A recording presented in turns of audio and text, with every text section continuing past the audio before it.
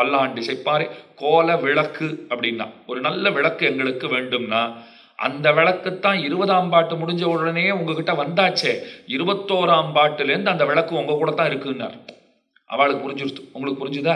தாயார் வந்துட்டாளோ இல்லையோ, நப்பின்ன பிராட்டியை 18ஆம் பாட்டு, 19ஆம் பாட்டு, 20ஆம் பாட்டு என்று 3 பாட்டுகளாலே எழுப்பினார்கள். அவ என்ன சொல்லிட்டா, நானும் உங்களில் ஒருத்தி தான், நாம எல்லாம் சேர்ந்து கண்ணனை எழுப்பலாம் அப்படின்னுட்டு கண்ணனை விட்டுட்டு நேர இந்த கோஷ்டியிலே வந்து இந்த பெண்களோடே தன்னை இணைத்து கொண்டாள். அவளை விட ஒரு விளக்குங்கிறது உண்டா? அவளை தான் மங்கள தீபரேகாம்னு பராசர பட்டர் ரொம்ப ஆச்சரியமா ஸ்ரீரங்கராஜஸ்தவத்திலே கொண்டாடுகிறார். உல்லாச பல்லவித பாலித சப்தலோகி நிர்வாக கோரகித நேம கட்டாட்சலீலாம் ஸ்ரீரங்க ஹர்மியதள மங்கள தீபரேகாம் ஸ்ரீரங்கராஜ மகிஷீம் ஸ்ரீயம் ஆசிரயாமகான்னு பாடுறார். அப்ப தாயார் தான் ஒரு விளக்க போல இருக்கார்.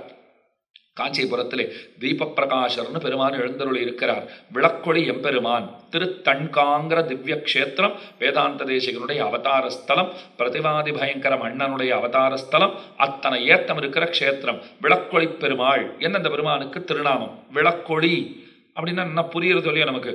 விளக்க போல அத்தனை ஜாஜ்வல்யமானவன், அத்தனை பிரகாசமானவன் பெருமான் அப்படின்னு நமக்கு தெரிய வருகிறது. ஆனா அந்த விளக்கு இருக்கு பாருங்கோ, பக்கத்துல மரகதவல்லிங்கிற விளக்கு இருந்துடுத்துன்னா இந்த விளக்கு ஒண்ணுமே இல்லைன்னு ஆடுமா. இந்த விளக்கு இருக்கிறத பாக்குறதுக்கு ஒரு விளக்கு வேணும். எப்படி இருக்கு பாருங்க. விளக்கு இருந்துடுத்துன்னா எல்லா பொருள்களையும் நாம பார்த்து விடலாம். தீப பிரகாஷர் சொன்னாராம், நான் இருந்துட்டேன்னா நீ எல்லாத்தையும் பார்த்து விடலாம்னார். வாஸ்தவம் தான் சுவாமி, ஆனா உம்மை பார்க்கறதுக்கே ஒரு விளக்கு தேவைப்படுறது தெரியுமா உமக்குன்னு கேட்டேன். அப்படி ஒன்று உண்டா? என்ன பார்க்கறதுக்கு ஒரு விளக்கா? விளக்க பார்க்கறதுக்கு விளக்கு வேணுமோன்னா வேணும். இது உலகத்துல வேணும்னா விளக்க பார்க்கறதுக்கு விளக்கு வேண்டாம். ஆனா இங்க விளக்க பார்க்கறதுக்கு ஒரு விளக்கு வேண்டும். அந்த விளக்குத்தான் மரகதவல்லி தாயார் அப்படிங்கிற ஏத்தம் தாயாருக்கு இருக்கு. அப்ப தாயார் தான் விளக்கு, அவளே கோல விளக்கு, அவளை கொடுத்தாச்சு. இப்ப மீதி எல்லாத்துலயும் மல்டிபிளா கொடுத்தாரு இல்லையோ, நிறைய நிறைய நிறைய கொடுத்துருக்காரு. இங்க சொல்லிட்டார், இந்த விளக்குக்கு நிகரான விளக்குன்றது மத்தொன்னு கிடையவே கிடையாது. தாயாரை நீங்கள் பெற்றுவிட்டீர்கள், அதனாலே விளக்கு உங்களுக்கு தரப்பட்டதாக ஆகியது. கோல விளக்கே கொடியே விதானமே. கொடினா என்னன்னா கருளக்கொடி ஒன்றுடையீர்னு பாசுரம். பெருமானுக்கே கருடத்வஜன் அப்படின்னு பேரு. ஏதோ ஒரு இடத்துல வாசிச்சேன் அடி. அதாவது நமக்கு ஏதாவது இந்த கொரோனா காலத்துல கூட பல பேருக்கு அதை அடி சொல்லவும் சொன்னேன். அப்ப ஏதோ ஒரு புஸ்தகத்துல வாசிக்க கிடைத்த ஒரு விஷயம் என்னன்னா, இப்போ சமஸ்த ரோக நிவாரணார்த்தம் அப்படிங்கிறோம் இல்லையா, ரொம்ப உடம்பு சரியில்லை கஷ்டப்படுறோம் அப்படின்லாம் இருந்ததுன்னா கருடத்வஜனை நினைக்க வேண்டுமா. பெருமானுடைய அந்த திருநாமத்தை கருடத்வஜன்னு சொல்லி அந்த திருநாமத்தை சொல்லி அவனை நினைக்க வேண்டும். இப்போ கருடத்வஜாய நமஹா அப்படிங்கிறோன்னு வச்சுக்கோங்க, அதையே ஜபிச்சுட்டு இருந்தா ரொம்ப நல்லதுன்னு போட்டு இருந்தா. ஏன் கருடத்வஜன் அப்படின்னா என்ன ஏத்தம்னா, கருடன் இருக்காரே அவர் இருக்கிற இடத்துல விஷமுறிவுங்கிறது ஏற்படும். விஷமே கிடையாது, பாம்புகளை அவர் வைக்கிறதே இல்லை. அப்ப விஷமுறிவுங்கிறது ஏற்படுறது இல்லையோ. இப்ப நமக்கு ஏற்படுகிற என்ன ரோகமா இருந்தாலும் அது ஒரு வகை விஷம் தானே. அந்த விஷத்தினுடைய முறிவுங்கிறது கருடனை கொடியாக உடையவனை சிந்தித்தோம்னு சொன்னால் அது தீரப்பெறும், அது முறியும். அந்த விஷம்ங்கிறது முறியும். அவ ஜுவரத்துல இருந்து நாம விடுபடுவோம். அவ கருடத்வஜாய நமஹா அப்படின்னு அதுக்கு பேர் வச்சா. அந்த மந்திரத்தை சொல்லிட்டே இருந்தா நன்மைகள் பல உண்டுன்னு காட்டுறா. அப்ப கருளக்கொடி ஒன்றுடையீர்னு பெருமாள் இருக்கிறதுனாலே அந்த கொடியையே உங்களுக்கு கொடுக்கிறேன் அப்படின்னு சொல்லிட்டார். அந்த கொடியே கொடுத்துட்டா போச்சு. அதுக்கடுத்தது என்ன கேட்டீங்கோ, கொடியே விதானமே. விதானம் வேணும்னு கேட்டீங்கோ, மேற்கட்டி கூரை, இந்த பனி போர்வையை போல மேல அப்படி பிடிச்சுட்டு போறதுக்கு உங்களுக்கு வேணும்னு கேட்டீங்களோ இல்லையோ. ஆதிசேஷனோட ஒருத்தர் உண்டா, சென்னால் புடையாம் இருந்தால் சிங்காதனமாம் நின்னால் மறுபடியாம் நீழ்கடலுள் என்னும் புனையாம் நிவிளக்காம் பூம்பட்டாம் புல்குணையாம் திருமாருக்கு அரவு. அதனால அதையும் கொடுத்துடலாம், ஒன்றும் பெரிய கஷ்டம் கிடையாது. அனந்தனே இருக்கார், அந்த அனந்தனை நான் தருகிறேன் அப்படின்னு சொல்லிட்டு எல்லாம் கொடுத்தாச்சா. இவ்வளவுதான உங்களுக்கு வேண்டியதுன்னு கேட்டார் பெருமாள். கேட்டதெல்லாம் கிடைச்சிருத்தோ இல்லையோ, ஒன்றும் உங்களுக்கு ஒன்றும் குறையில்லையே. சால பெரும்பரையே, அதுக்கு முன்ன பாஞ்சசின்யம் போல்வன சிங்கங்கள் சால பெரும்பரை பல்லாண்டு செப்பார் கோல விளக்கு கொடி விதானம், கேட்டதெல்லாம் ஒன்னொன்னும் நிறைய நிறைய கொடுத்துருக்கேன். எதெல்லாம் நிறைய கொடுக்க முடியுமோ அதெல்லாம் நிறைய கொடுத்துருக்கேன். எதெல்லாம் ஒண்ணுதான் இருக்கோ அதையும் உங்கள்கிட்ட கொடுத்துருக்கேன். திருப்தி தானே, சென்று வாருங்கோள், சந்தோஷமா அப்படின்னு கேட்டார் பெருமாள். அப்பதான் ஒரு போடு போட்டா பாருங்கோ. அவர் சொன்னா, இதெல்லாம் நோன்பு நோற்பதற்கு முன்பு வேண்டிய பொருள்கள், அதெல்லாம் உங்ககிட்ட கேட்டாச்சு, இப்ப நீ கொடுத்துட்ட. நோன்பு நோற்ற பின்பு பெறத்தக்க சில பலன்கள் உண்டு, அதையும் சொல்றோம்னா. ஏற்கனவே இவர் வேண்டுவன கேட்டியேல்னு கேட்டுட்டு மாட்டின்னு இருக்கார். பெரிய லிஸ்டா கொடுத்துட்டு அதை நான் எப்படி கொடுக்க முடியும்னு கேட்டார். ஆலி நிலையாயின்னு சொல்லி ஒரு மாதிரி சமாளிச்சுட்டா. நீ சின்ன ஆலந்தளிரில் படுத்துக்கிறவன் தானே, அதுவே உன்னால முடியும்னா எது முடியாது, கொடு. சரி கொடுக்குறேன்னு இத்தனையும் கொடுத்த பிற்பாடு அவ சொல்லிட்டா, என் உடைமைகள் எல்லாத்தையும் நான் கொடுத்துட்டேன்னு பெருமாள் சொல்றார். சர்வஸ்வத்தையும் கொடுத்துட்டேன், மொத்தத்தையும் கொடுத்துட்டேன். இதெல்லாம் ஏன் தெரியுமா நான் கொடுத்தேன்? நீங்க ஒரு வார்த்தை சொன்னீர்கள் பாருங்கோள், என் நெஞ்சை தொட்டு விட்டீர்கள். என்ன சொன்னோம்? ஆற்றாது வந்து உன் அடிபணியுமா போலே போற்றியாம் வந்தோம். அந்த வார்த்தைக்கு தோற்றுதான் இத்தனையும் கொடுத்திருக்கிறோம் அப்படின்னு பெருமான் சொல்லிட்டு, என்ன தோற்கடித்து விட்டீர்கள், என்னிடமிருந்து மொத்தத்தையும் நீங்கள் பெற்றுக்கொண்டு என்னை தோற்கடித்து விட்டீர்கள். அப்பதான் அவ சொல்றா, இன்னும் தோக்கடிக்க போறோம், நீ இரு, மொத்தத்தையும் வாங்கிட்டு தோக்கடிச்சிட்டோம் இப்பவே சொல்லிடாதே. இதற்கு பின்பு நோன்பு முடித்த பிற்பாடு உன்னிடத்திலே பெறத்தக்க பலன், உயர்ந்த பலன் ஒன்று இருக்கிறது, அதை கடைசியாக பிரார்த்திப்பதுன்னு வைத்திருக்கிறோம், கடைசியில சொல்ல போகிறோம் அப்படின்னு சொல்லிட்டு, பெருமானே நீ என்ன சொன்ன? உன்னை தோற்கடித்து விட்டோம் என்றா சொன்னாய்? இப்ப உன்னுடைய இயல்பை சொல்லுகிறோம் கேள். உன்னிடத்திலே அன்புடையவர்களிடத்திலே தோற்பதைத்தானே நீ விரும்புகிறாய். உன்னிடத்திலே அன்புடையவர்கள்னு சொல்லிவிட்டால் அவர்களிடத்திலே தோற்பதைத்தான் பகவான் விரும்புகிறான். அன்பில்லாதவர்கள்னு சொன்னால் எப்பாடுபட்டேனும் அவர்களை வென்றே தீர வேண்டும் என்று கங்கணம் கட்டி கொண்டு செயல்படுகிறான். அப்ப அன்பு இருக்கிறவர்களா இருந்தா அவர்களிடத்துல பகவான் தோற்கிறார். அந்த தோல்வியில் தான் தன்னுடைய வெற்றி இருக்கிறதுங்கிறான். தோற்கிறான்னு சொன்ன என்ன அர்த்தம்னால், அந்த தோல்வியில் தான் தன்னுடைய வெற்றி இருப்பதாக பகவான் கருதுகிறான். அதுதான் ஏத்தம். அதைத்தான் இந்த பாட்டினாலே சொல்லுகிறார்கள். கூடாரை வெல்லும் சீர் கோவிந்தான்னு ஆரம்பிக்கிறார். நிறைய பேர் இன்னைக்கு என்ன பாட்டுன்னா கூடாரை வள்ளி அப்படின்வா. நான் கூட முதல்ல நினச்சிட்டு இருந்தேன், அது ஒரு கோமளவல்லி, மரகதவல்லி, கனகவல்லி மாதிரி அது கூடார வள்ளி போல் இருக்கு, அப்படித்தான் ஆண்டாலும் பாடியிருக்காளோ என்னமோன்னு நினச்சிட்டு இருந்தேன். அது வயசானப்புறம் தான் தெரிஞ்சுது, இல்லை இல்லை அவள் அப்படி பாடவே இல்லை பாவம். அது என்னமோ கூடாரவல்லி அக்கார அடிசில் சக்கரை பொங்கல் அப்படின்னு வச்சுட்டா. அதுக்கு மேலே பாட்டில் எவ்வளோ இருக்கு. கூடார வெல்லும் சீர் கோவிந்தா உந்தன்னை பாடிப்பற கொண்டு யாம்பெரு சன்மானம் இத்தனையும் இருக்கேன்னா, அதான் சுவாமி அந்த யாம்பெரு சன்மானம் என்ன சன்மானம்? பிரசாதம் தான் சன்மானம், அக்கார அடிசில் தான் சன்மானம், சக்கர பொங்கல் தான் சன்மானம். பராசர பட்டருங்கிற ஆச்சாரியர் ஸ்ரீரங்கத்தில் அவர் இந்த பாசுரத்தை அவர் உபன்யாசம் பண்ணிட்டு இருந்தார். பண்ணிட்டே இருக்கச்சே யாம்பெரு சன்மானம்னு இழுத்தாராம் பாருங்க. அப்படி சொன்னாராம் பாருங்க. சொன்ன உடனே அர்ச்சக சுவாமி எங்க தான் அப்பதான் பிரசாத் சுவாமி இருந்தாரும் அப்படின்னு கையில் கொடுத்துட்டு போறாராம். அவர் ஏதோ ஒரு சிந்தனையில வந்திருக்காரு, கொடுக்க வந்தவர். இதெல்லாம் கவனிச்செல்லாம் அவர் கொடுக்கவே இல்லை. சரியா யாம் பெரு சன்மானம்னு சொன்ன உடனே இந்த பிரசாதம் கையிலே தரப்பட்டதுங்கிறா. அப்ப கூடார வெல்லும் சீர் கோவிந்தான்னு பாசுரம் இருக்கா, அதை நிறைய பேர் கூடார வள்ளி அப்படின்னு ஆக்கிவிட்டா. அதை திருத்திக்கணும். கூடார வெல்லும் சீர். இன்னைக்கு என்ன பாசுரம்னா கூடார வெல்லும் சீர் அப்படின்னு சொல்ல தெரிஞ்சிருக்கணும். அவ்வளவு தூரம் சொல்றது கஷ்டமா இருக்கா? கூடாரை போருமே. இன்னைக்கு கூடாரைங்கிற பாசுரம், ஆனா அது பாதியில நிற்கும். கூடாரைனால் கூடமாட்டோம் என்று இருக்கிறவர்களை அப்படின்னு அர்த்தம் கொடுக்கும். கூடாரை அப்படின்னா என்ன அர்த்தம்? அது ஏதோ கூட மாதிரி போல் இருக்குன்னு நினச்சுட்டா. அப்படிலாம் இல்லை. கூடாரை கூடமாட்டோம் என்று சொல்லுகிறவர்களை, சேரமாட்டோம் என்று இருப்பவர்களை வெல்லும் சீர். அந்த வெல்லும் குணம் இப்ப அது ஒரு பூர்த்தியாகிறது இல்லையோ, முழுக்க சொல்லி பார்த்தா தான் அது பூர்த்தி ஆகும். கூடாரை வெல்லும் சீர், சேரமாட்டோம் என்று இருக்கிறவர்களை வெல்லும் சீர்மை அந்த குணம். இப்ப வெறும கூடாரைனா சேரமாட்டோம் என்று இருப்பவர்களை. அப்ப இன்னைக்கு என்ன பாசுறோம்னா சேரமாட்டோம் என்று இருப்பவர்களை. அப்படி ஒரு பாட்டு உண்டா? வெல்லும் சீர் அதையும் சேர்த்து சொன்னாதான் அர்த்தம் சரியா கிடைக்கும். அப்ப கூடாரை வெல்லும் சீர். எவ்வளவு முயற்சி செய்தும் கூடமாட்டோம் என்று இருப்பவர்களைத்தான் பகவான் வெல்லுவது, அவர்களைத்தான் பகவான் ஜெயிக்கிறான். கூடுவோம்னு இருக்கிறவர்களிடத்திலே தோற்பதுதான் அவனுடைய ஸ்வபாவம். அவனோட சேர்ந்தே தீருவதுன்னு இருந்துட்டோம் என்னால் நம்மிடத்திலே அவன் தோற்கிறான். அந்த தோல்வியிலே தன்னுடைய வெற்றி இருப்பதாக கருதுகிறான். இப்போ காஞ்சி மகாவித்வான் பிரதிபாத பயங்கரம் சுவாமி இந்த கூடாருங்கிற சப்தத்துக்கு ரொம்ப ஆச்சரியமான அர்த்தங்களை வருஷித்திருக்கிறார். அதை சொல்ற பாருங்க.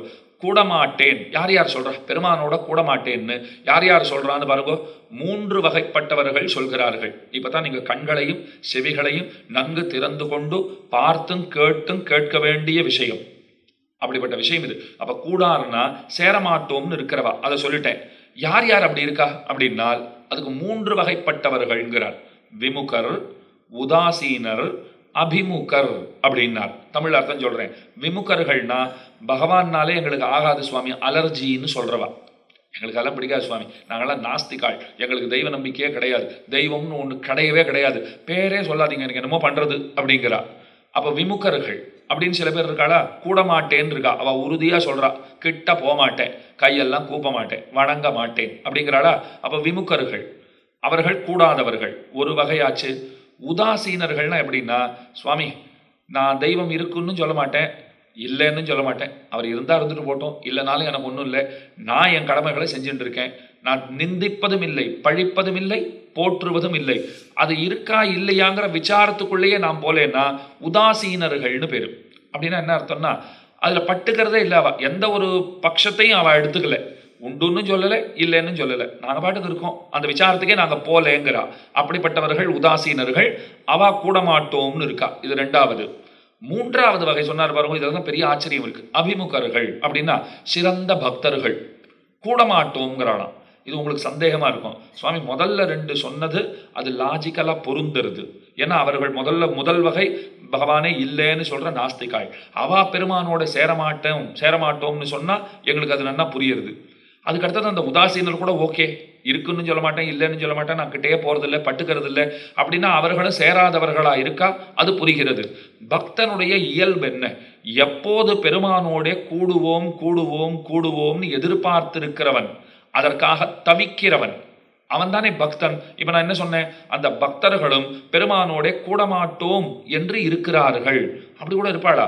எப்ப சேரப்பெறுவேன்னு தானே அவ துடிப்பா. அணுகப்பெறும் நாள் எண்ணுகொலோன்னு பாசுறோம். அவனை கிட்டப்பெறும் நாள் எண்ணுகொலோ, என்னைக்கு நான் அவனை போய் அடைய போறேன்னு துடிச்சிருக்காளேன்னா, துடிச்சிருக்காருன்னு சொன்னீங்களோ இல்லையோ, அதே ஆழ்வார்னு தெரியுமா சொல்லியிருக்கார், நான் கிட்டையே போகக்கூடாது, போமாட்டேங்கிறார்.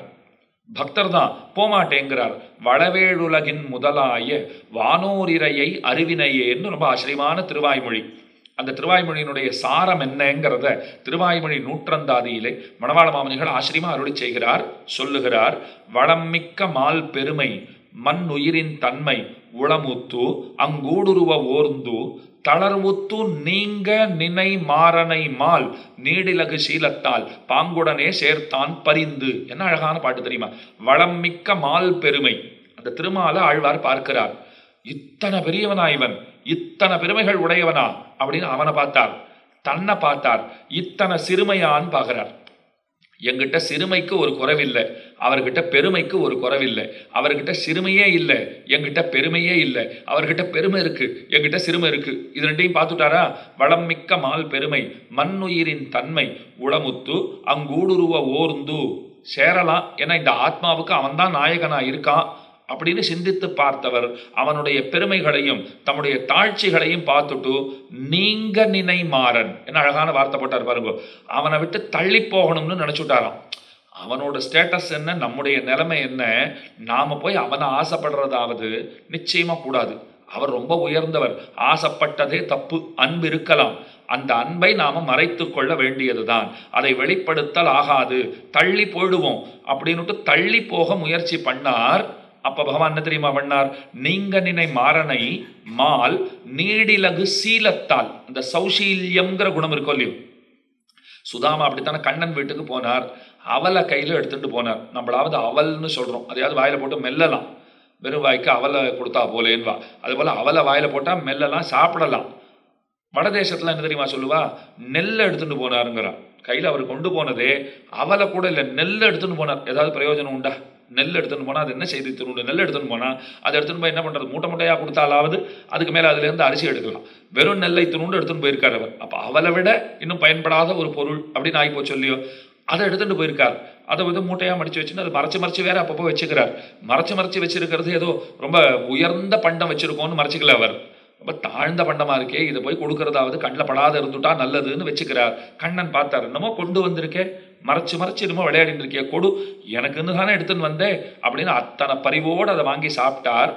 அவரை குச்சேலர் அழைச்சிட்டு போய் வீட்டில் உட்கார்த்தி வைத்து அவருக்கு ஒரு ஆசனம் கொடுத்து அவர் பாதங்களை தானும் பிராட்டியுமாக கழுவி அதுக்கு மேலே அவருக்கு உபச்சரிப்புகள் எல்லாம் செஞ்சு இத்தனையும் பண்ணியிருக்கார். இவர் தயங்குறார், என் ஆடை இப்படி இருக்கு, நான் ஆள் இப்படி இருக்கேன், அவர் இப்படி இருக்கார், ஏதோ சின்ன வயசு பழக்கம்னா. என்றைக்குமே சின்ன வயசு பழக்கம் கடைசி வரைக்கும் வருமானெல்லாம் உறுதியாலாம் சொல்ல முடியாது. அதுக்கு பெரிய உதாரணம் துரோணாச்சாரியரையும் துருபதரையும் கூட ஒருத்தர் உண்டா?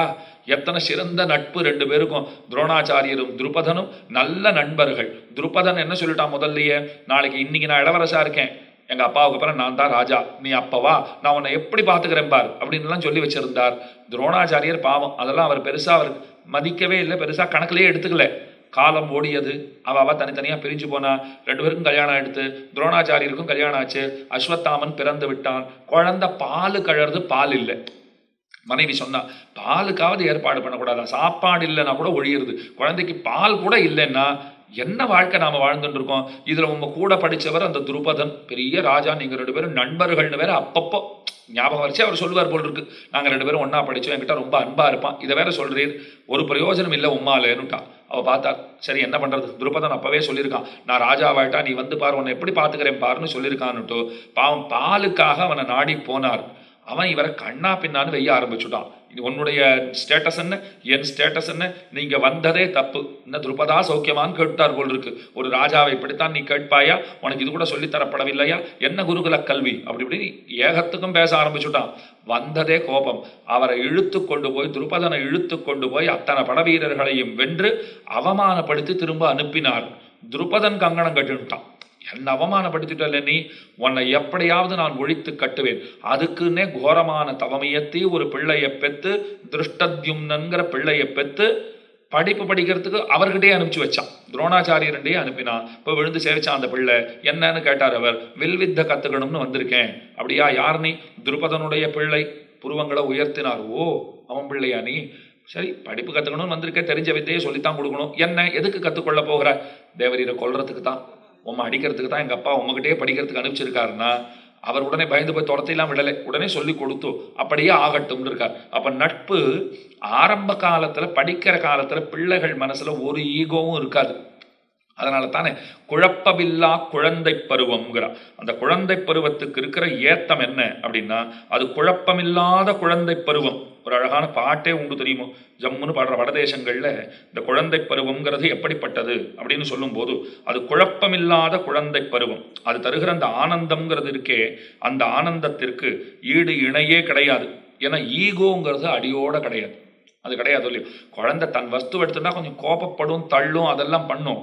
அது பெரிய ஈகோன்னு எல்லாம் சொல்லிட முடியாது. அது அந்த குழந்தை அதை பண்றதும் கொஞ்சம் அழகாத்தான் இருக்கும். அப்படிங்கிற நிலைமையில தான் அதனை நாம் நன்றாக அனுபவிக்கிறோம். அப்ப அந்த குழப்பமில்லாத குழந்தை பருவத்திலே ஒரு சின்ன கதையை ஒருத்தர் நமக்கு சொன்னாலும் கூட அந்த கதையை கூட நம்ம ஆனந்தமாக கேட்கிறோம், அதை ரொம்ப மகிழ்ச்சியோடு கேட்கிறோம். பொய்ன்னு தெரிந்தாலும் கூட அந்த பொய்யும் கூட நமக்கு பிடித்தமானதாகத்தான் இருக்கிறது. பொய்யை கூட நாம விரும்புகிறோம்ங்கிறது தான் நிஜம். பொய்யை விரும்புகிறோம். ஒரு பாட்டி கதை சொல்றா, அந்த பாட்டி ஏதோ 100 கதைகளை எல்லாம் பக்கத்துல இருந்து பார்த்தா போலே சொல்லுவள். அதெல்லாம் கேட்டு இருப்போம். அவளுடைய முகச் சுருக்கங்களை பார்த்தா நமக்கு தோன்றுமா, பாட்டி நிஜமாவே பார்த்துருப்பா போல் இருக்கு. அந்த கதையெல்லாம் ஏதோ 600-700 வருஷம் முன்னே ஆரம்பிச்சு சொல்றா. பக்கத்துல ஒரு நண்பன் கேட்டான், டேய் இந்த பாட்டி என்னமோ 700 வருஷம் முன்னாடி போயிட்டாளேடா, அப்ப இருந்து பார்த்துருப்பாளான்னு. கன்னத்திலையும் அவளுடைய கண்களுக்கு கீழே இருக்கிற சுருக்கங்களை பாரு, ரொம்ப வயசானவளா தெரியுதா, பக்கத்திலேயே இருந்து பார்த்துருப்பா அப்படின்னு. இது ஒரு கசல் பாட்டு, ஹிந்தியில் இருக்கிற ஒரு கசல் பாட்டு. ஒரு சமயம் அடியான அதை தமிழாக்கம் பண்ணேன். அதுல இந்த வார்த்தைகள்லாம் வருது. சுருக்கங்களை பாரு, பார்த்தா வயசானவளா தெரியுறா, 700 வயசு இருக்கும், நிச்சயம் பக்கத்துல இருந்து பார்த்துட்டு தான் சொல்றா. அதுக்கு மேல அந்த பாட்டுல ஒரு வரி வரும் பாருங்கோ, கூழாங்கற்களை கொண்டு நான் வீடு கட்டுவேன். கூழாங்கல் எல்லாம் சேமிச்சு வச்சுட்டு, இப்பெல்லாம் கூழாங்கல்லையே காணும், அப்பெல்லாம் நிறைய கூழாங்கல்னு கிடைக்கும் பாருங்க, அதெல்லாம் சேர்த்து வச்சு நான் வீடு கட்டுவேன்.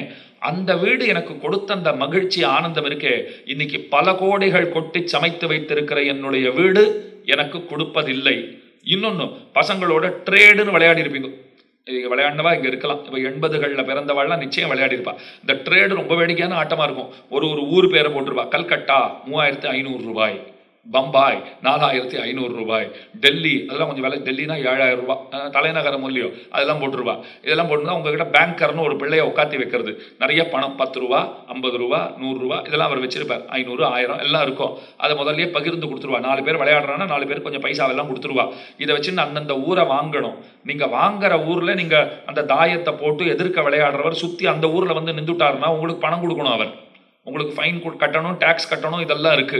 ரொம்ப அருமையான விளையாட்டா இருக்கும். வெறும் காகிதம், ஒன்னுத்துக்கும் பிரயோஜனம் இல்லாத பணம் தான் அது. ஆனா அதை கையில வச்சுட்டு இருந்தோம்னா கத்தையா அந்த பணத்தை வச்சுட்டு இருக்கும் போது, எங்கிட்ட 10,000 ரூபா இருக்குடா அப்படின்னுவான் ஒரு பிள்ளை சொல்லுவான், எங்கிட்ட 1,00,000 ரூபா இருக்குடா அப்படின்னுவான். அந்த ஆனந்தத்தை இன்றைக்கு நான் கோடி கோடியாக சம்பாதித்தும் பெறவில்லை. அதுல வரும் ஒரு வார்த்தை, இன்னைக்கு எத்தனையோ பணம் இருந்தாலும் அந்த ஆனந்தம் எனக்கு கிடைக்கவில்லையே. இன்னைக்கு நிறைய படங்கள்லாம் எடுக்கிற 1000 கோடி பட்ஜெட், 2000 கோடி பட்ஜெட்டுங்கிற. கதையும் இல்லை, ஒன்றும் இல்லை, உப்பு சப்பு இல்லை. ஆனால் எங்கள் பாட்டி அன்னைக்கு சொன்ன அந்த கதைகளுக்கு இதெல்லாம் ஈடாகுமா? ஈடாகவே செய்யாது. இதெல்லாம் சொல்லிட்டு போய் கடைசியில் என்ன தெரியுமா கேட்பார் அவர்? பெருமானிடத்தில் கேட்குறார், நீ எனக்கு எதுவுமே பண்ண வேண்டாம், நான் உங்ககிட்ட எதையுமே கேட்கல, ஒன்னே ஒன்று கேட்கிறேன், என்னுடைய அந்த இளமை பருவத்தை, குழந்தை பருவத்தை முடியுமாகில் திரும்ப கொடு அப்படின்னு கேட்குறார்.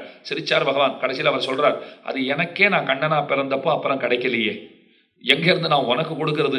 எனக்கே அது கிடைக்கல, இப்போது நினைத்தாலும் நானும் கண்ணீர் வடிக்கிறேன்னு விட்டார் பெருமாள். நான் கண்ணனாயிருந்து அந்த ஆய்ப்பாடியிலும் வடமதுரையிலும், அதாவது ஆய்ப்பாடியிலும் பிருந்தாவனத்திலும் எத்தனை ஆட்டம் போட்டிருப்பேன். அந்த 8 வயசோட எல்லாம் எனக்கு முடிஞ்சு போச்சு. அதுக்கப்புறம் ஓட ஆரம்பிச்சவன் தான், கடைசி வரைக்கும் ஓட்டம் தான். அப்போ குழப்பமில்லாத குழந்தை பருவம். அப்போ எல்லாரும் ஒன்னா நன்னாத்தான் பழகிறோம். அதுக்கப்புறம் வளர்ந்துட்டோன்னா மறதியெல்லாம் ஏற்பட்டு விடுறது. இப்பவும் பாருங்க, கூட படிச்சவா யாராவது ஒருத்தர் வந்துட்டு எப்படிரா இருக்கே அப்படின்னு பக்கத்தில் வந்துட்டு கையை குலுக்கிட்டு நம்ம கட்டி பிடிச்சோன்னா அந்த பக்கம் நம்ம யோசிப்போம், ஐயோ இவன் பேர் கூட நமக்கு தெரியலையே, மறந்தே போச்சே, பார்த்தா மாதிரியும் இருக்கான், பார்க்காத மாதிரியும் இருக்கான், எப்படி பேரை கேட்கறது? இத்தனை வாஞ்சையோட பக்கத்தில் வந்து கை குலுக்கிட்டு கட்டி பிடிச்சிட்டு ஒருத்தர் அத்தனை அன்பை வெளிப்படுத்தும் போது உங்கள் பேர் என்னன்னு கேட்டால் எப்படி இருக்கும்? அதை விட ஒரு மோசமான அனுபவம் இன்னொன்று இருக்காது. அப்போ இதெல்லாம் பின்னால மறந்து போய்டுறோம் இல்லையோ? துருபதன் அப்படித்தான் மறந்து போயிட்டான், அதை அவன் கவனத்திலேயே கொள்ளலை. அதை போல சுதாமாவுக்கு குச்சேலர் நீங்க சொல்றோம், அவ சுதாமாங்கிறா. அரேத்வாரு பாலோ கண்ணையாசு கேதோ, ரொம்ப அழகான ஒரு பஜனையே பாடி வச்சிருக்கா. அவர் வாசல்ல வந்தார், துவாரபாலகர்கள்லாம் பார்த்தா பிச்சைக்காரரை போல இருக்கார். இது என்னது, இவர் உள்ள விடுறதா வேண்டாமா அப்படின்னு, தள்ளிப்போ, அப்படி போ, என்னது காலங்காலத்தால வந்துட்டு அப்படி போகலாம் அப்படின்னா, அரே துவாரபாலோ கண்ணையாசை கேதோ, கண்ணையாவிண்ட சொல்லுங்கோ கி கர்ப்பே சுதாமா கரீப் ஆயா ஹே, ஒரு பிச்சைக்காரனை போல இந்த சுதாமா வந்திருக்கான், கரீப் ஆயா ஹே, பக்கத்துல வந்துட்டான். இந்த கரீபுனா ஒரு அர்த்தம், கரீபுனா ஒரு அர்த்தம். கரீபுனா ஒண்ணுமில்லாத ஏழைன்னு அர்த்தம், கரீபுனா பக்கத்துல வந்தவர்னு அர்த்தம். பக்கத்துல வந்திருக்கேன், வாசல்ல வந்து நிற்கிறேன் என்று அவரிடத்திலே சொல்ல வேண்டும் அப்படின்னு அவர் பிரார்த்தனை பண்றார். தயங்கித்தான் உள்ள போறார். துருபதன் துரோணாச்சாரியரை நடத்தினா போல நடத்தினாலும் ஆச்சரியப்படுறதுக்குள்ள என்னன்னு தெரியலையே அப்படின்னு அவர் போயிருக்கார். ஆனா எத்தனை உயர்வாக கண்ணன் அவரை நடத்தினார். அந்த நட்பிற்கு இலக்கணம்னு சொன்னால் அவர்களுடைய நட்பைத்தானே நாம் கொண்டாடுகிறோம். அத்தனை நட்பு, அந்த நட்பை பேணி பாதுகாத்தான். குழந்தைக்கு பால் வேணும்னு கேட்டு போயும் கிடைக்கல துரோணாச்சாரியருக்கு. இவர் எதுவும் வாயே திறக்காம எத்தனை செல்வங்களை இவருக்கு கொடுத்து அனுப்பினார். அப்படித்தான் நட்பை பேணுதல்ங்கிறது அப்படித்தான் வேண்டும். அப்ப தன்னை சேர்ந்தவர்களிடத்திலே பெருமான் தோற்கிறான். அவரை மேல உட்கார்த்தி வைத்து அவர் திருவடிகளை பிடித்து கொடுத்து அவருக்கு வேண்டியதெல்லாம் கொடுத்து அவர் தயங்கினார். போலாமா கூடாதா? அன்பு இருக்கிறவர் தான். இப்ப நம்மாழ்வாரை பத்தி சொன்னேன் இல்லையோ, வளம் மிக்க மால் பெருமை மண்ணுயிரின் தன்மை உளமுத்து அங்கூடுருவ ஓர்ந்து தளர்வுத்து நீங்க நினை மாறன். கிட்ட போகக்கூடாது, அவருக்கு இருக்கிற ஸ்டேட்டஸ்க்கு நான் கிட்ட போறதாவது. அப்படித்தான் குச்சேலரும் விலகினார். ஆனா பெருமான் அரவணைத்து கொண்ட நீடிலகு சீலம். ஏன், என்ன காரணம்? எப்படி அப்படி கட்டிண்டார்னால் சீலம்ங்கிற குணம் காரணம். திரும்பவும் சொல்றேன், சீலம்ங்கிற குணம் காரணம். குணம்னாலே சீலம் தான். இந்த ரெண்டுத்தையும் நீங்க ஞாபகம் வச்சுக்கணும். குணம்னா பண்புன்னு தமிழ்ல சொல்றோம். பெருமானிடத்திலே பண்புகள் பல உண்டு. உயர்வர உயர்நலமுடையவன், நிறைய பண்புகள் உண்டு. ஸ்ரீ வைஷ்ணவ சம்பிரதாயத்திலே ராமானுஜருடைய சித்தாந்தம் என்னன்னா, பகவான்கிறவர் அவர் அனந்த கோட்டி கல்யாண குணாத்மகர், எண்ணிலாத குணங்களுக்கு ஒரு இருப்பிடமாக இருக்கிறவர். சங்கராச்சாரியர் என்ன சொல்றார்? இல்லை பகவான்னு சொன்னால், பரபிரம்மம்னு சொன்னால் அது அவருக்கு என்ன சொல்றது, நிர்குண பிரம்மம் அப்படிங்கிறார். நிரீஸ்வரவாதம் பல பேர் பண்ணுவா, ஈஸ்வரனை இல்லைன்னுவா. சங்கராச்சாரியர் என்ன சொல்றார்? ஈஸ்வரனை இசைகிறார், பரபிரம்மம் உண்டு, ஆனா அந்த பரபிரம்மத்துக்கு குணம் எல்லாம் ஒண்ணுமே கிடையாது அப்படின்றார். ராமானுஜர் என்ன சொல்றார்? குணம் உண்டுங்கிறார். இப்ப என்ன கேட்டுக்கோங்க, சரி இவா 2 பேர் சொல்றது இருக்கட்டும் சுவாமி, சங்கர பகவத் பாதர் என்ன சொல்றாரோ விட்டுடுங்கோ, பகவத் ராமானுஜாச்சாரியர் என்ன சொல்றாரோ விட்டுடுங்கோ. வேதாந்தம் என்ன சொல்றதுன்னா, வேதாந்தத்துக்கு தான் மறைன்னு பேர் இருக்கே, அது ஒரு மாதிரி குழப்பமாத்தான் சொல்லும். சாஸ்திரஜானம் பகுக்லேஷம் புத்தேகே சலன காரணம் உபதேசாத்து ஹரிம் புத்வா விரமேத்து சர்வ கர்மசு, கொஞ்சம் குழப்பமாத்தான் சொல்லி வைக்கும். இப்போ உங்களுக்கு புரியறதுக்கு ஒன்று சொல்றேன் பாருங்க. எண்ணெய் தேய்ச்சி குளிக்கிற பழக்கம் அது அறவே விட்டே போச்சுன்னு வச்சுக்கோங்க. பல பேருக்கும் இருந்தாலும் சில பேர் வச்சுட்டு இருப்பா. வாரம் 2 நாள், புதன்கிழமை சனிக்கிழமை, அது பிள்ளை பசங்களா இருந்தா, பெண் குழந்தைகளா இருந்தா நிச்சயமா வெள்ளிக்கிழமை என்ன எண்ணெய் தேய்ச்சி குளிக்கிறது, இதெல்லாம் வழக்கத்துல வச்சுட்டு இருப்பா. இதெல்லாம் இருக்கும் இல்லையோ. எப்போ எண்ணெய் தேய்ச்சி குளிக்கணும் அப்படின்னா அதுக்கு சட்டத்திட்டங்கள்லாம் உண்டு. சூரியோதயத்திற்கு முன்பு நீங்கள் எண்ணெய் தேய்ச்சி குளிக்கவே கூடாது. சூரியோதயம் ஆன பிற்பாடு தான் எண்ணெய் தேய்ச்சி குளிக்கணும். இதை நல்லா ஞாபகம் வச்சுக்கோங்க. சூரியோதயத்துக்கு முன்பு குளிச்சா என்ன சுவாமின்னா, அதுக்குன்னு சில நரகங்கள்லாம் எழுதி வச்சிருக்கா, அங்கே தான் போக வேண்டியிருக்கும், இங்கே போக வேண்டியிருக்கும் பயமுறுத்தி வச்சிருக்கா. இருக்கட்டும், தீபாவளி அன்றைய தினம் நாம் என்ன செய்கிறோம்? கங்கா ஸ்நானம் ஆச்சான்னு கேட்கிறோம். தீபாவளி அன்றைய தினம் சூரியோதயத்திற்கு பிற்பாடு நீங்கள் எண்ணெய் தேய்த்து குளிப்பீர்களாகில் அதுக்குன்னு சில நரகங்கள்லாம் எழுதி வச்சிருக்கா. என்ன சுவாமி சாஸ்திரம் சூரியோதயத்துக்கு அப்புறம் தான் எண்ணெய் தேய்ச்சி குளிக்கணும், முன்னாடி கிடையாது, குளிச்சா உனக்கு நரகம்னு சொன்ன இடங்களையும் காட்டுறீர். சூரியோதயத்துக்கு முன்னதாகவே தீபாவளி அன்றைய தினம் நரக சதுர்தசி அன்றைய தினம் கங்கா ஸ்நானம் செய்யப்பட வேண்டும், அப்புறம் செஞ்சா பாவம்னு சொல்லியிருக்கு. ஒரே சாஸ்திரம் தான். இப்படி சொல்லியிருக்கே சுவாமினால் அது எக்ஸப்ஷனல். அந்த ஒரு நாள்ங்கிறோம் பார்த்தீங்களா, அந்த தினத்திற்கு இது அப்ளை ஆகும். நீங்கள் முன்னாடியே குளிக்கணுங்கிறது அது எல்லா நாளும் கிடையாது அப்படிங்கிறத அந்த இடத்துல நாம் தெரிஞ்சுக்கிறோம் இல்லையோ. அதை போல கொஞ்சம் விசாரம் பண்ணி விமர்சனம் பண்ணித்தான் நாம் தெரிஞ்சுப்போம். இப்போ ஒரு ஸ்ரீ ஜெயந்தி எடுத்துக்கோங்களேன். ஸ்ரீ ஜெயந்தின்னு ஒன்று, கோகுலாஷ்டமி ஜன்மாஷ்டமின்னு ஒன்று. எல்லாமே ஒன்று தான் நம்ம சொல்ல முடியாது. ஸ்ரீ ஜெயந்தி வேற, கோகுலாஷ்டமி ஜன்மாஷ்டமி வேற. அது எப்படி தெரிஞ்சுக்கலாம்னா, கொண்டாடுறவா வேற வேற நாளில் கொண்டாடுறாளா இல்லையா. இப்போ ஜெயந்திங்கிறது ஒரு நாளினுடைய பெயர். சாதாரணமாக எல்லாத்துக்கு முன்னாடியும் ஜெயந்தின்னு போட ஆரம்பிச்சிட்டோம். ஸ்ரீ ஜெயந்தின்னா என்ன அர்த்தம்? அது ஆவணி மாசமா ஜெயந்தி சம்பவம் தாம வைஜெயந்தி விபூஷணம்னு கோபால விம்சதியிலே வேதாந்தாச்சாரியர் அருளி செய்கிறார். அப்போ என்ன அர்த்தம்னு பாருங்கோ, ஆவணி மாசமா இருக்கணும், கிருஷ்ண பட்சமா இருக்கணும், அஷ்டமி இருக்கணும், ரோஹிணி சேர்ந்து இருக்கணும். அந்த நாளைக்கு ஜெயந்தி, அந்த ஒரு நாளுக்கு தான் ஜெயந்தின்னு பேரு. இப்போ சாதாரணமாக எல்லாத்துக்கு முன்னாடியும் ஜெயந்தி ஜெயந்தின்னு போட ஆரம்பிச்சுடுவோமா. காந்தி ஜெயந்தி அம்பேத்கர் ஜெயந்தி வரைக்கும் வந்தாச்சு, அது பின்னாடி ஜெயந்தின்னு சேர்த்துடுறோம். அப்போ இப்போ காந்தி ஜெயந்தி அக்டோபர் மாதம் 2ஆம் தேதின்னு வச்சுட்டு இருக்கா. அந்த அக்டோபர் 2ன்னா உங்களுக்கு ஆவணி மாசமா? அது கிருஷ்ணபக்ஷத்தில் வரக்கூடிய அஷ்டமியோடு கூடிய ரோஹிணியன்னா அதெல்லாம் தெரியாது சுவாமி. அக்டோபர் 2 அவ்வளோதான் தெரியும். அது காந்தி ஜெயந்தி அப்படின்னா சுவாமி ஜெயந்திங்கிறது குறிப்பிட்ட நாளோட பெயர். இதெல்லாம் யார் போய் சொல்கிறது, யார் இப்போ கேட்க போகிற, அதை விட்டுடுங்க இப்போ. அப்போ ஜெயந்தி ஸ்ரீ ஜெயந்திங்கிறோம். கோகுலாஷ்டமி அது ஒரு நாள் இன்னொரு நாள் கொண்டாடப்படுகிறது. சில சமயங்களில் ஒரு மாதம் கூட வேறுபாடு வரும். நீங்கள் 28 நாள் முன்னாடி ஒரு சிலர் கொண்டாடி முடிச்சு விட்டுருப்பா, 28 நாள் பின்னாடி சில பேர் கொண்டாடுவா. ஏன் இத்தனை பேர்? கண்ணன் பிறந்ததுல என்ன இவ்வளோ பெரிய சந்தேகம்னால், சில பேர் திதிக்கு முக்கியத்துவம் கொடுத்தார்கள், சில பேர் நட்சத்திரத்துக்கு முக்கியத்துவம் கொடுத்தார்கள், முக்கியமாக சில பேர் திதியோடு சேர்ந்த நட்சத்திரத்துக்கு முக்கியத்துவம் கொடுத்தார்கள். இந்த பேதம் இருக்கிறதுனால தான் இப்படி வேற வேற நாள் வருது. ஆனால் கண்ணனை கட்ட என்ன தெரியுமா சொல்லிடுவார்? ஆமாம், இவ்வளோ வெள்ளம் பக்ஷணத்தையும் ஒரே நாளில் சாப்பிடணும்னா அது பெரிய கஷ்டமான காரியம் தானே. அது தனித்தனியாக கொண்டாடப்பட்டுட்டா அங்கே அப்போ வரேன் அப்புறமா இங்கே வரேன் அப்படின்னு வச்சுடலாம். இப்போ கல்யாணமான பிள்ளைகள்னா உடனே பல இடங்களில் விருந்துன்னு கூப்பிடுவா. கூப்பிடுறவா எல்லாம் ஒரே நாள் கூப்பிட்டா ரொம்ப கஷ்டம் தானே. இப்போல்லாம் அதெல்லாம் போவே போச்சு. வயசான வாழ்க்கைலாம் இங்கே தெரிஞ்சிருக்கும். அப்போல்லாம் கல்யாணம் ஆச்சுன்னு சொன்னால் உடனே ஒரு வாரம் 10 நாள் இல்லை ஒரு மாதம் 2 மாதத்துக்கு அந்த விருந்துக்கு போகிறதுன்னு வேற உண்டு. உறவினர்கள்லாம் கூப்பிடுவா. இந்த பால் வாழைப்பழம்லாம் வச்சு உள்ளுக்குள்ளே போனோன்னா முதல்ல ஒரு ஸ்பூன் பாலை வாயில் விடுவா, கொஞ்சம் பழத்தை வாயில் கிள்ளி போடுவா, அதுக்கப்புறம் சாப்பிட உட்காத்தி வச்சு ஆரத்தியெல்லாம் எடுத்து சாப்பிட உட்காத்தி வச்சு இதெல்லாம் நடக்கும். அதெல்லாம் இன்றைக்கி ரொம்ப அபூர்வமாக போச்சுன்னு வச்சுக்கோங்க. அப்போ கண்ணனை கேட்டால் அவரை தான் சொல்லுவார். தனித்தனியாக வச்சுட்டா நிம்மதியாக போச்சு, எல்லா ராத்துக்கும் போகிறதுக்கு எனக்கும் சௌகரியமாக இருக்குது அப்படிங்கிறார். ஏன் இந்த பேதம் எல்லாம் வருகிறதுன்னா, மகர்ஷிகள் இடையிலே பேதம் இதை நிர்ணயம் பண்ணுறதுலே. ஏன்னா எல்லாத்துக்கும் இங்கே பிரமாணம் இருக்குது. இங்கே பிரமாணம் இல்லாதன்னு எதுவுமே கிடையாது. சான்றுங்கிறது எல்லாத்துக்கும் இருக்குது. இப்போ திருமண் காப்புன்னு எடுத்துக்கோங்க. இப்போ திருமண் காப்பு தென்கலை வடகலை இப்படியே ரெண்டுத்துக்கும் பிரமாணம் இருக்குது. எதுக்குமே பிரமாணம் இல்லைன்னெல்லாம் ஒன்றும் கிடையாது. எல்லாத்துக்கும் இங்கே பிரமாணம் இருக்குது. சந்தியாவந்தனாதிகளை பண்ணுகிறோம். சந்தியாவந்தனாதிகளை பண்ணும்போது ஸ்மார்த்தர்களாக இருக்கிறவாள்லாம் முக்கியமாக என்ன தெரியுமா பண்ணுவா? ஒரு நாளும் சங்கல்பம் பண்ணும்போது திதி வார நட்சத்திரம் எல்லாத்தையும் சொல்லி பண்ணுவா. அது வழக்கம் உண்டு. மொத்தத்தையும் சிவா ஆரம்பத்திலே ஹரிரோம் தது ஸ்ரீ கோவிந்த கோவிந்த கோவிந்தான்னு ஆரம்பிச்சு அன்னைக்கு என்னென்ன இதை ஸ்ரீ வைஷ்ணவர்கள் அதை கை கொள்ளலை. ஒன்றும் இல்லை, ஸ்ரீ பகவதாக்ஞா பகவத் கைங்கரி ரூபம் இல்லை பகவத் பிரீத்தியர்த்தம் அதை சொல்லிட்டு பிராத்த சந்தியாவந்தனம் கரிஷ்யே அப்படின்னு விடுவா. மாத்தியானிக்கு சந்தியாவந்தனம் கரிஷ்யே, சாயம் சந்தியாவந்தனம் கரிஷ். இது நித்தியப்படி நான் பண்ணிட்டு வருது. இதுக்கு என்னத்துக்கு நித்தியப்படி திதிவார நட்சத்திரம் எல்லாம் சொல்லணும்னு இவர்களுடைய பட்சம். நித்தியப்படி பண்ணாலும் சங்கல்பம்னு வந்துடுத்தோ இல்லையோ, சங்கல்பம்னு வந்துடுத்தனா நீ மொத்தத்தையும் சொல்லிட்டு ஸ்வேதவராக கல்பேவே விஸ்வத மன்வந்தரே கலியுகே பிரதமபாதே ஜம்பூத்வீபே பாரத வருஷ பரத கண்டேஷ காப்தே. இதுக்கே 5 நிமிஷம் ஆகும் போல் இருக்கு. இப்போ சந்தியாவந்தனமே மொத்தம் நான் 7 நிமிஷம் தான் பண்ணுறேன். இதில் இதை வேற நான் ஒரு 5 நிமிஷம் சேர்த்துக்கணுமாண்ணா? சேர்த்துக்கணும். அதுக்கும் சாஸ்திரம் பிரமாணம் இருக்குது, இதுக்கும் பிரமாணம் இருக்குது. இப்போ எல்லாத்துக்கும் பிரமாணம் இருக்குது. இங்கே சான்று இல்லாமல் இல்லை. அதனால தான் நல்லா கவனிச்சுக்கோங்க. சாஸ்திர ஜானம் பகுக்லேஷம் புத்தேகே சலன காரணம்னா. நிறைய படித்தா என்ன ஆகும்? யாராவது சில பேர் நம்ம சொல்லுவோம் இல்லையா, ஐயோ சுவாமி அது பெரிய நன்னா படித்தவர் தான், பைத்தியம் சுவாமி அப்படின்னு விடுவா கடைசியில். அப்போ நீங்கள் என்ன பதில் சொல்லுவீங்க? நீங்கள் சொல்கிற பதில் நான் இப்போ சொல்லட்டுமா? அதிகமாக படித்தாலே அப்படித்தான் சொல்லுவீங்களா மாட்டீங்களா? இது உலகத்திலே பிரபலமாக இந்த பேச்சு இருக்கா இல்லையா? ஒருத்தரை காண்பிச்சு நிறைய நல்ல மூளை சுவாமி நிறைய படிச்சிருக்கு, வெறும் பைத்தியம் சுவாமின்னா இப்போ யார் யாரோ உங்கள் நினைவு கூட வரலாம். இப்போ நிச்சயமா நான் வரமாட்டேன். எனக்கு அந்த நம்பிக்கை இருக்கு. ஏன்னா அத்தனை அறிவு கிடையாது நம்மகிட்ட. இப்போ அதெல்லாம் அது ஒரு தைரியம், அது ஒரு தெம்பா இருக்கு இப்போ. அப்ப பாருங்க பல பேர் நினைவிற்கு வந்துடுவா. நல்ல ஞானம், நல்ல அறிவு எல்லாம் இருக்கு. பைத்தியமா இருக்கே சுவாமி. அதனால நல்ல ஞானம் அத்தனை அறிவு இருந்தாலே அப்படிதான் அப்படின்னு சொல்லிட்டு எழுந்து போயிட்டே இருக்கோம் இல்லையா? அப்ப சாஸ்திர ஞானம் பகு கிளேஷம் புத்தேகே சலன காரணம்.